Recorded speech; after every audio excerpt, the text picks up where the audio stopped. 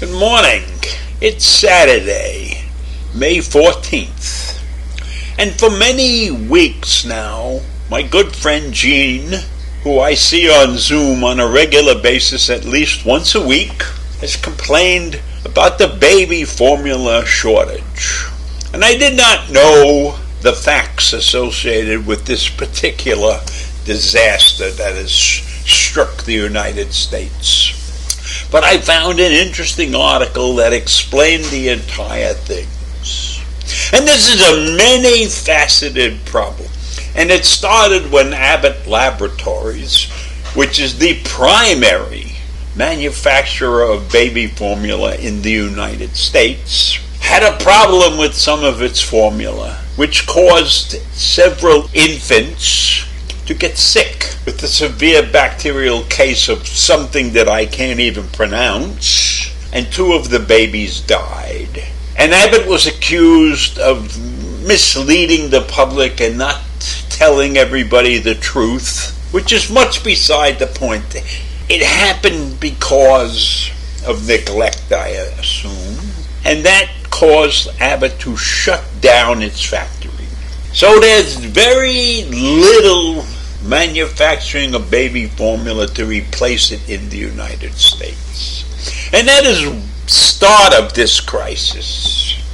In addition to the Abbott Laboratories crisis, we have a government crisis because the FDA has extremely strict regulations on baby formulas.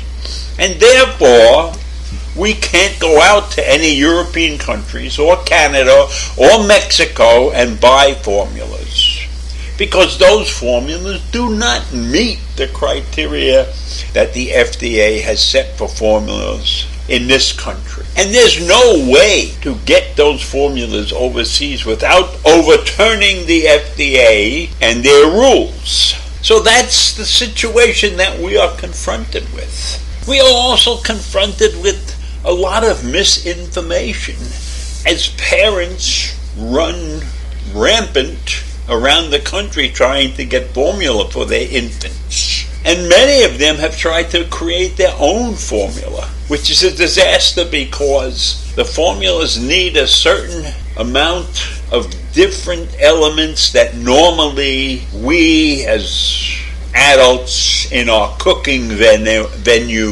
do not carry those ingredients around. And if you miscalculate the proportions that you put into the formula creation, you are liable to do great harm to your children. So you cannot create your own baby formula. That's a no-no. So the shutting down of the Abbott Laboratories in February exacerbated the pandemic-related supply chain issues, and it magnified the nationwide shortage of formula. Even though it was only a few different batches of Similac, Alimentum, and Elicare that were in the problems, that caused the problems, still the factory is shut down. And now, sit here with 8 states and the District of Columbia out of formula.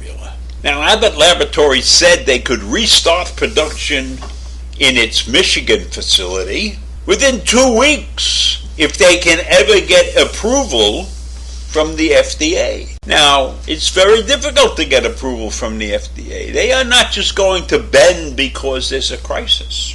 And we cannot import formula from around the world because the FDA has these strict regulations. And so I don't know what to tell you. I don't know what the FDA should do. How can they change their regulations? They can't. They can't. So we are stuck in a terrible dilemma. We can't get supplies from countries that are civilized and modern like the countries in Europe because we don't agree with their formulation for the baby formula. Does this look like we were protecting our baby industry? That we were protecting Abbott Labs from competition? I think that's part of the problem. I think the part of this problem is caused because we are protecting an industry that exists in the United States. And we never envisioned this kind of problem occurring. There ought to be a way to import formula from highly developed countries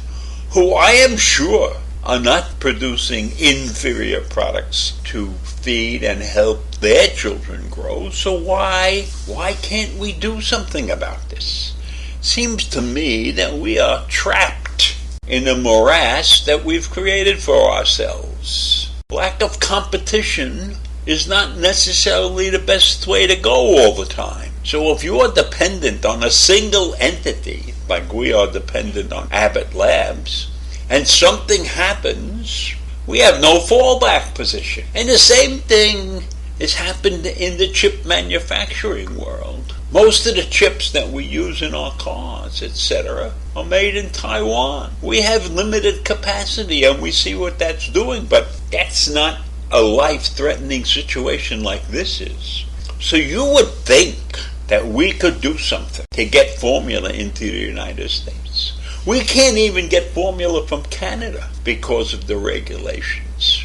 So I think that a large part of the formula problem is that we depended on a single laboratory.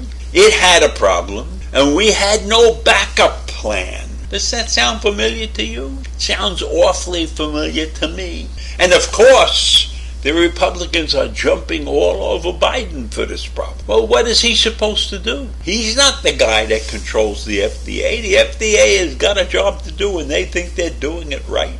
And they've been practicing this thing for many, many years. So I don't think that Biden created this situation. And I don't think he's going about it as slowly as the Republicans are attempting to make it seem. So this is just another thing that's been thrown on Joe's desk, and he has to deal with it.